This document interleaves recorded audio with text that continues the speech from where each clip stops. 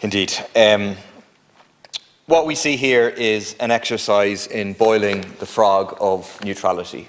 Just turn the temperature up bit by bit by bit and hope the people don't notice. Remove any real content from the word of neutrality while keeping simply the word.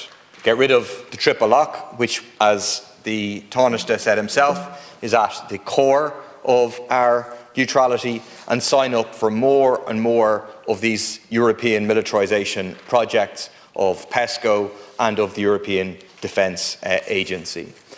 What the report from the Minister, or from the Taoiseach, which is looking to be endorsed by the Dáil today, what it does, amongst other things, is that it puts more misinformation into the public domain. A quote from it. It says that the current system, i.e. the triple lock, quote, effectively allows UN Security Council members to bind Ireland's hands in its international engagement through the exercise of a veto or threat of same. I mean, this is misinformation that's been used repeatedly in the public. Now you're trying to put it into something agreed by the Dáil. Well, I'll tell you why it's misinformation, Taoiseach, because I'll quote, and I did this to you before and you didn't come back. 2006 Act, the Defence Amendment Act, Section 1, clearly says, this is included in the triple lock, I quote, an international force or body established, mandated, authorised, endorsed, supported, approved, or otherwise sanctioned by a resolution of the Security Council or the General Assembly of the United Nations. It's simply not true that there's any veto. So a regional peacekeeping force that was endorsed by a resolution of the General Assembly of the UN would meet the requirements in terms of the triple lock. It is simply misinformation.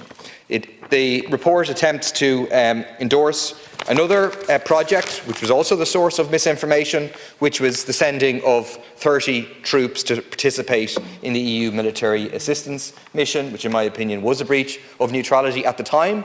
The Taoiseach was at pains to emphasise that this would be non-lethal training. What people were led to believe would be that this was training in terms of dealing with mines. In fact, it emerged that there was lethal training involved in terms of the shooting of rifles.